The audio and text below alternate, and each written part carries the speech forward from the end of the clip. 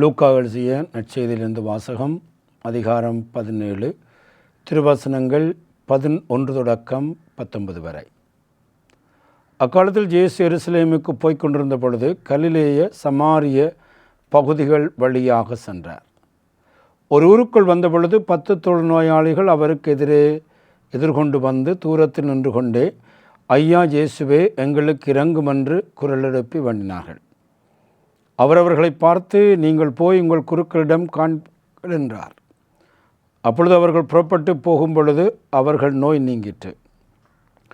அவர்கள் ஒருவர் தம் பணி தீர்ந்திருப்பதைக் கண்டு இரத்த குரலில் கடவுளை போற்றி புகழ்ந்து கொண்டே இயேசுவிடம் திரும்பி வந்தார்.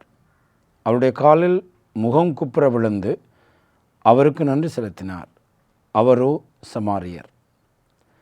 இயேசு அவரை பார்த்து, 10 பேர்களின் நோயும் நீங்கவில்லையா?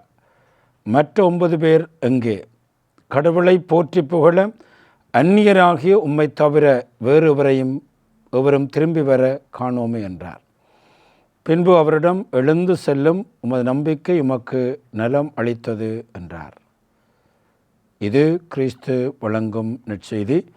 கிறிஸ்துவே உமக்கு புகழ். எல்லா சூழ்நிலைகளிலும் கடவுளுக்கு நன்றி கூறுங்கள். ஆண்டவன் இயேசுவில் அன்பார்ந்தவர்களே,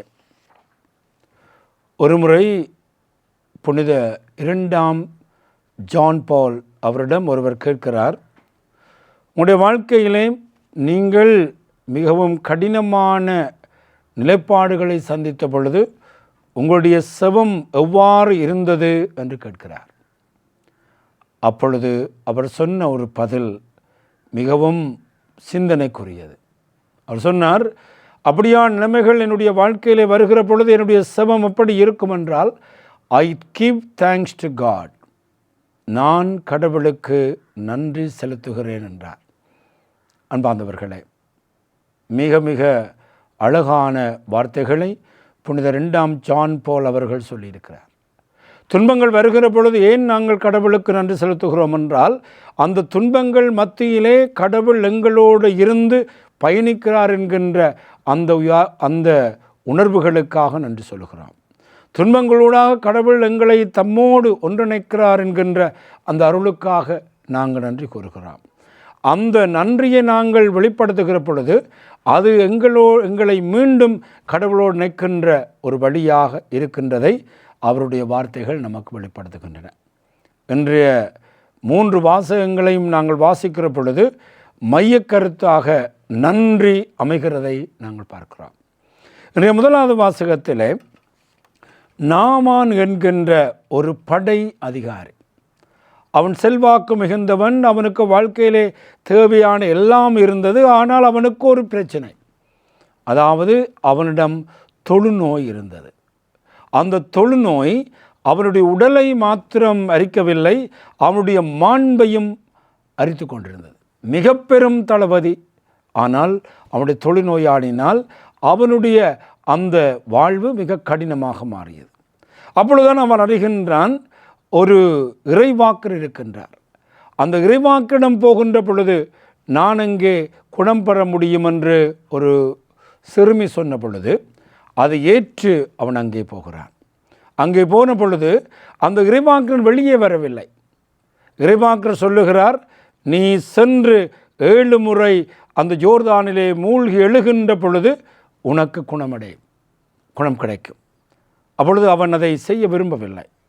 என்னுடைய நாட்டில் எவ்வளவோ இந்த நதிகள் இருக்கின்ற பொழுது ஏன் நான் ஜோர்தானில் 7 முறை மூழ்கி எழ வேண்டும்? நான் நினைத்தேன், நான் வந்தவுடனே இந்த இறைவாக்கர் வந்து பெரிய அதிசயங்களை அற்புதங்களை செய்து என்னை தொட்டு குணப்படுத்துவார் என்று வந்தேன். ஆனால் இந்த 7 முறை மூழ்கி எழுவதை என்னால் செய்ய முடியாது என்று சொல்லுகிற பொழுதுதான் அங்கு இருக்கின்ற ஒருவர் சொல்லுகிறார், ஏன் இதை செய்து பாரும் என்று சொல்லுகிற பொழுது அவன் தன்னை தாழ்த்துகின்றான். இந்த சிறிய விடயத்தை அவன் செய்வதற்கு அவன் தன்னை தாழ்த்தி 7 முறை தன்னை தாழ்த்துகின்றார். அந்த 7 முறை ஜோர்தானில் போய் அவன் அந்த 7 முறை அதுக்குள்ளே போகிற பொழுது 7 முறை தன்னை தாழ்த்திய பொழுது அவனுடைய உடல் ஒவ்வொரு முறையும் 7 முறையும் மிக மிக அழகான ஒரு வெள்ளை தோலாக மாறுகிறது. அவன் குணமடைகின்றான். அப்படி குணமடைகிற பொழுது அவன் என்ன செய்கிறான் என்றால், இந்த இறைவாக்கினருக்கு நிறைய நன்றி சொல்ல வருகின்றான். நன்றி சொல்ல வந்து அவன் சொல்லுகிறான், அன்பளிப்பை கொடுக்கின்றான். பரிவாரங்களோடு வந்து பெரிய அன்பளிப்பை கொடுக்கிற பொழுது அங்கே இறைவாக்குறதை ஏற்றுக்கொள்ளவில்லை. இறுதியாக அவன் கேட்கின்ற அந்த விண்ணப்பம்தான் மிக முக்கியமானது. அவன் சொல்லுகிறான், சரி, என்னுடைய இந்த நன்றியின் காரணமாக இந்த பொருட்களை ஏற்கவில்லை என்றால் 2 கழுதை பொதி அளவு மண்ணை இங்கிருந்து எடுத்து செல்ல உம்முடைய அடியானுக்கு அனுமதி தாரும். 2 கழுதை பொதி மண்ணை எடுத்து செல்ல விரும்புகிறான். ஏனென்றால் இந்த தன்னை குணப்படுத்திய அந்த ஆண்டவரை நினைப்பதற்காக. அதுக்கு அடுத்ததாக அவன் சொல்லுகின்றான், உம்மடியாராகிய நான் ஆண்டவரை தவிர வேறு செல்வங்களுக்கு தெய்வங்களுக்கு எரிபலியோ வேறு பலியோ ஒன்றும் செலுத்த மாட்டேன். இந்த வசனம்தான் இன்றைய முதல் வாசகத்திலே மிக முக்கியமானது. அதாவது இஸ்ராயேல் இல்லாத ஒருவன் வந்து ஆண்டவருடைய அருளை கண்டடைந்த பொழுது அவன் அந்த மண்ணை எடுத்து தன்னுடைய நாட்டுக்கு சென்று அந்த கடவுளோடு ஆழமான உறவை ஏற்படுத்துகின்றான். அவன் சொல்லுகின்றான், அடியனாகிய நான் ஆண்டவரை தவிர, இந்த இஸ்ராயேல் மக்களிடம் இந்த கொள்ளை மொனத்தைசம், ஆண்டவரை தவிர வேறு தெய்வங்களுக்கு எரிபலியோ வேறு பலியோ செலுத்த மாட்டேன். அன்பார்ந்தவர்களே, இந்த நாமாண்டம் இருந்த, அதுவும் இஸ்ராயேல் இனத்தார் இல்லாத ஒருவரிடம் இருந்த அந்த நன்றி எங்கு அவனை இட்டு செல்லுகிறதென்றால் ஆழமான ஒரு விசுவாச வாழ்வுக்கு எடுத்து செல்லுகிறது. சிறப்பாக அந்த ஆண்டவரோடு இருக்கின்ற அந்த உறவுக்கு அவனை இட்டு செல்லுகிறது. இந்த நெற்செய்தியில் இதே போன்ற ஒரு விடயத்தை நாங்கள் பார்க்கிறோம். அது என்னவென்றால், 10 தொழுநோயாளிகள் வந்து கொண்டிருக்கிறார்கள். அவர்கள் சமூகத்திலே ஒன்றிணைய முடியாதவர்களாக இருக்கிறார்கள். ஆகவேதான் தூரத்திலே அவர்கள் நின்று கொண்டே அவர்கள் கேட்கிறார்கள், ஐயா இயேசுவே எங்களுக்கு இரங்கும், ஐயா இயேசுவே எங்களுக்கு இரங்கும் என்று கத்துகின்றார்கள். ஒவ்வொரு முறையும் திருப்பலியிலே இந்த வார்த்தையைத்தான் நாங்கள் சொல்கிறோம், Lord have mercy, Lord have mercy. ஐயா இயேசுவே எங்களுக்கு இரங்கும் என்று சொல்லுகிற பொழுது அவருடைய இந்த ஆழமான விசுவாசத்தை பார்த்து இயேசு சொல்லுகிறார், நீங்கள் போய் உங்களை குருக்களிடம் காண்பியுங்கள் என்கின்றார். அவர்கள் புறப்பட்டு போகின்ற பொழுதே அவருடைய குணம், நோய் நீங்கிட்டு. இந்த 10 பேரும் போய் கொண்டிருக்கிற பொழுது ஒரு ஆள் தான் யோசிக்கிறார். இந்த பிணி நீங்கி இருப்பதைக் கண்டு இயேசுவிடம் திரும்பி வந்து, அந்த வார்த்தைகள் மிக அழகானவை, அவருடைய காலில் முகம் குப்பர விழுந்து நன்றி செலுத்தினார். அதாவது 10 பேரும் போகிற பொழுது குணப்பட்டிருப்பார்கள். அவர்களுக்குள்ளே நான் நினைக்கிற 9 பேரும் அவர்கள் யூதர்களாக இருந்திருப்பார்கள். ஆனால் ஒருவன் மாத்திருந்தான் சமாரியன். அந்த சமாரியன் வந்து அவருடைய காலில் முகம் குப்பர விழுந்து அவருக்கு நன்றி செலுத்துகின்றார். அப்பொழுது இயேசு கேட்கிறார், 10 பேருடைய நோயும் நீங்கவில்லையா, மற்ற 9 பேரும் எங்கே என்று கேட்கிறார். கடவுளை போற்றி புகழ அந்நியராகி உம்மை தவிர வேறு எவரும் திரும்பி வரவில்லை என்று அவருடைய நன்றியை அவர் பாராட்டுகிறதை பார்க்கிறோம். அப்பொழுது அவர் சொல்லுகின்றார், எழுந்து செல்லும், உம்முடைய நம்பிக்கை உமக்கு நலமளித்தது. அழகான வார்த்தைகள். உமக்கு, உம்முடைய வாழ்க்கையிலே உம்முடைய நம்பிக்கை தான் உமக்கு நலமளித்தது. அன்பார்ந்தவர்களே, இந்த சமாரியன் நன்றி உணர்வோடு இருந்தபடியால் தன்னை குணப்படுத்திய அந்த இயேசுவோடு ஒரு உறவுக்குள்ளே அவன் நுழைகின்றான். அதாவது அவருடைய அருளை பெற்று போன 9 பேரை விட இந்த சமாரியன், யூதர்களல்லாத சமாரியன் மீண்டும் இயேசுவோடு வந்த பொழுது அந்த இயேசுவிலே ஆழமான நம்பிக்கை கொள்ளுகிறதை நாங்கள் பார்க்கிறோம். ஆகவேதான் ஒவ்வொரு முறையும் நாங்கள் நன்றி சொல்லுகிற பொழுது, இறைவனுக்கு நன்றி சொல்லுகிற பொழுது, அது இறைவனோடு இன்னும் ஆழமான ஒரு விசுவாசத்தை, உறவை ஏற்படுத்துகிறது என்பதை இன்றைய வாசகங்கள் ஏற்படுத்துகின்றன. முதலாவதிலும் நாங்கள் பார்க்கிறோம், அவன் ஒரு இஸ்ராயேல் அல்லாத ஒரு புற இனத்தவன். இங்கு நாங்கள் பார்க்கிறோம், இங்கும் ஒரு அந்நியராக ஒருவர் வந்து நன்றி செலுத்துகின்றதை நாங்கள் பார்க்கிறோம். ஆகவே அன்பார்ந்தவர்களே, இன்றைய நாளிலே நாங்கள் இந்த நன்றியை எங்களுடைய வாழ்க்கையிலே ஏற்படுத்த முயல வேண்டும். ஆகவேதான் இன்றைய திருப்பாடல் 98 சொல்லுகிறது, ஆண்டவருக்கு புதியதொரு பாடலை பாடுங்கள், ஏன் அவருடைய வியத்தக செயல்கள் புரிந்துள்ளார், அவரது வலக்கரமும் புனிதமிய புயமும் எங்களுக்கு வெற்றியை அளித்திருக்கின்றன. ஆகவேதான் ஒவ்வொரு நாளும் நாங்கள் ஆண்டவருடைய வியத்தகு செயல்களை சிந்தித்து பார்க்க வேண்டும். ஒவ்வொரு நாளும் படுக்க போகின்ற பொழுது சொல்வார்கள், அன்றைய நாளில் ஆண்டவர் நமக்கு செய்தவற்றை நாங்கள் நினைவு கூற வேண்டும். இந்த நாளிலே மக்களூடாக இறைவன் இதை செய்திருக்கிறார், இந்த நாளிலே இறைவனுக்கு தந்திருக்கின்ற அருள்வளங்கள் என்ன, ஒவ்வொன்றையும் சொல்லி ஆண்டவருக்கு நாங்கள் நன்றி சொல்ல அழைக்கப்படுகிறோம். ஏனென்றால் அவர் தம்முடைய மீட்பை மக்களினத்தார் காண வெளிப்படுத்தி இருக்கின்றார். முதலாவது வாசகத்திலே ஒரு புற இனத்தவன், இங்கிருக்கின்ற ஒரு அந்நியர், அவர்கள் காண தன்னுடைய மீட்பை வெளிப்படுத்தி இருக்கிறார். ஆகவே ஆண்டவர் தம்முடைய மக்கள் இனத்தார் காண வெளிப்படுத்தி இருக்கிறார். ஆகவே ஆண்டவருக்கு ஒரு புதிய பாடலை பாடுங்கள் என்று நன்றி உணர்வை இன்றைய திருப்பாடல் வெளிப்படுத்துகின்றதை பார்க்கிறோம்.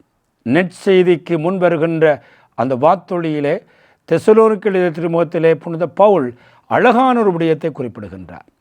எல்லா சூழ்நிலைகளிலும் கடவுளுக்கு நன்றி கூறுங்கள், எல்லா சூழ்நிலைகளிலும் கடவுளுக்கு நன்றி கூறுங்கள். அது இன்பமாக இருக்கலாம், துன்பமாக இருக்கலாம், உடைய வாழ்க்கையிலே எதுதான் நடந்தாலும் ஆண்டவருக்கு நன்றி கூறுங்கள் என்று சொல்லுகின்றார். ஆகவே என்பார்களே, இந்த நாளிலே நாங்கள் ஆழமாக தியானித்துக் கொள்வோம். இந்த நாளில் மையக்கருத்து நன்றி. எங்களுடைய வாழ்க்கையில் இறைவனுக்கு நாங்கள் நன்றி செலுத்துகிறோமா? எத்தனையோ தடவைகள் ஆண்டவரிடம் வந்து எத்தனையோ விண்ணப்பங்களை நாங்கள் செலுத்துகின்றோம். ஆனால் அந்த விண்ணப்பங்களுடைய வாழ்க்கையிலே கிடைக்கின்ற பொழுது இறைவா உமக்கு நன்றி என்று நாங்கள் சொல்லுகிறோமா? ஒரு முறை ஒரு குருவானவர் ஒரு வைத்தியசாலைக்கு போகிறார். வைத்தியசாலைக்கு போகிற பொழுது மிக பெரும் விபத்திலே தப்பிய ஒரு நோயாளியை சந்திக்கிறார். மிக பெரும் விபத்திலே அவர் அதிசயமாக ஆண்டவனால் காப்பாற்றப்படுகின்றார். அப்பொழுது நீர் எப்படி இருக்கிறீர் என்றெல்லாம் கேட்கிற பொழுது அந்த நோயாளி சொல்லுகிறார், ஃபாதர், ஒரு பெரிய விபத்து, நான் காப்பாற்றப்பட்டிருக்கிறேன். ஒவ்வொரு நாளும் என்னுடைய மனதிலே ஆண்டவருக்கு நன்றி சொல்லுகிறேன். மனதிலே ஒவ்வொரு நாளும் காலையும் மாலையும் நினைத்து ஆண்டவருக்கு நன்றி சொல்லுகிறேன். அப்பொழுது அந்த குருவானவர் சொல்லுகிறார், மனதிலே மாத்திரம் நீர் நன்றி சொல்லுகிறீர், எப்பொழுதாவது சத்தமாக ஆண்டவருக்கு நீர் நன்றி செலுத்தி இருக்கின்றீரா என்கின்ற பொழுது அவர் சொல்லுகிறார், இல்லை. அன்றிலிருந்து அவர் காலை எழுந்ததும் ஆண்டவரே உமக்கு நன்றி, ஆண்டவரை உம்மை போற்றுகிறோம், ஆண்டவரை உம்மை ஆராதிக்கிறோம், நீர் எனக்கு செய்த நன்மைகளுக்காக நன்றி கூறுகிறோம் என்று அவர் ஒவ்வொரு நாளும் காலம் எழுப்பினோடனே பின்னரும் படுக்க போகிற பொழுது மனதிலே மாத்திரம் நன்றி சொல்லாமல் அவர் சத்தமாக நன்றி சொல்லி பழகின்ற பொழுது அடுத்த முறை குருவானவரை சந்திக்கிற பொழுது சொல்கிறார், ஃபாதர், இவ்வளவு நாளானாலும் மனதிலே தான் நன்றி சொல்லேன், ஆனால் என்னுடைய வாழ்க்கையிலே காலை மாலை சத்தமாக ஆண்டவருக்கு நன்றி சொன்ன பொழுது அது எனக்குள்ளே மிக பெரும் மாற்றங்களை ஏற்படுத்தியது என்று சொல்லுகிறார். ஆகவே அன்பார்ந்தவர்களே, நாங்களும் எந்த அளவுக்கு இந்த நன்றிகளை நம்முடைய வாயினாலே நம்முடைய மனங்களினாலே ஆண்டவருக்கு நாங்கள் நன்றி கூறுகிறோம். நாங்கள் சொல்லுகிற நன்றி ஆண்டவருடைய வாழ்க்கையில் பெரும் மாற்றங்களை ஏற்படுத்தாலும் அது நாங்கள் மீட்படைய பயன்படுத்துகிறது என்று எங்களுடைய வழிபாடு சொல்லுகிறது. நாங்கள் ஒவ்வொரு முறையும் ஆண்டவருக்கு நன்றி செலுத்துகிற பொழுது ஆண்டவரிலே பெரும் மாற்றங்கள் ஏற்படுவதில்லை, ஆனால் அந்த நன்றிகள் ஒவ்வொன்றும் எங்களுடைய மீட்புக்கு பயன்படுகிறது. அதாவது நாமான் இறைவனை அறிந்து மீட்கப்படுகின்றார். இங்கிருக்கின்ற இந்த அந்நியன் ஆண்டவரிடம் வந்து நன்றி செலுத்துகிற பொழுது இயேசுவோடு ஆழமான ஒரு உறவை ஏற்படுத்துகிறார். ஆகவேதான் இந்த நன்றி எங்களை மீட்புக்கு எடுத்து செல்லுகிறது என்பதை இன்றைய வாசகங்கள் நமக்கு வெளிப்படுத்துகின்றன. ஆகவேதான் நாளை ஆழமாக சிந்திப்போம். ஒவ்வொரு நாளும் படுக்க போகிற பொழுது ஒரு 3 விடயங்களை அன்றைய நாளிலே சிந்தித்து பார்ப்போம். இந்த நாளில் நான் நன்றி சொல்வதற்காக இறைவன் செய்திருக்கின்ற மிக பெரும் 3 விடயங்கள் என்ன? இவ்வாறாக ஒவ்வொரு நாளும் நாங்கள் நன்றி செலுத்தி கொண்டு போகிற பொழுது அது இறைவனோடு ஆழமான ஒரு உறவை ஏற்படுத்துகிறது. ஒரு புனிதர் சொல்லுகிறார், அந்த கொடையை தந்த ஒருவரோடு உறவில்லாமல் இருக்கிற பொழுது அந்த கொடை அர்த்தமற்றதாக என்று சொல்லுகிறது. அதாவது ஒரு கொடையை ஒருவர் தருகிற பொழுது அந்த கொடையை தருகிறவரோடு உறவை ஏற்படுத்துகிற பொழுதுதான் அந்த கொடையும் அர்த்தமுள்ளதாகிறது. இறைவன் எத்தனையோ வளங்களை நமக்கு தந்திருக்கிறார். அந்த வளங்களை நாங்கள் பெறுகிற பொழுது மீண்டும் இறைவனோடு உறவு கொள்ளுகிற பொழுதுதான் அந்த பரிசல்களும் அந்த ஆசிரியர்களும் அர்த்தமுள்ளதாக மாறுகின்றன. ஆகவே இந்த நாளிலே நன்றி என்ற வார்த்தையை இந்த வாரம் முழுவதும் நாங்கள் உச்சரிக்க முயலுவோம். எல்லா சூழ்நிலைகளிலும், இன்பத்திலும் துன்பத்திலும், எல்லா சூழ்நிலைகளும் நாங்கள் நன்றி சொல்ல முயலுவோம். பவுலை பொறுத்தவரையிலே அவர் தன்னுடைய கடந்த இறுதி காலங்களிலே அந்த சிறைக்கூடத்தில் இருந்து தன்னுடைய அந்த மரணத்தை எதிர்நோக்கி இருக்கிற பொழுது தான் சொல்லுகிறார், எல்லா சூழ்நிலைகளிலும் ஆண்டவருக்கு நன்றி கூறுங்கள். ஆகவே அவருடைய வழிகளை பின்பற்றி நாங்களும் இந்த வாரம் முழுவதும் இந்த நன்றியை இறைவனுக்கு செலுத்துகின்ற மக்களாக இறைவனங்களை உருவாக்க வேண்டும் என்று தொடர்ந்து இந்த நாளிலும் இந்த வாரத்திலும் இறைவன் நோக்கி மன்றாடுவோமாக. ஆமென்.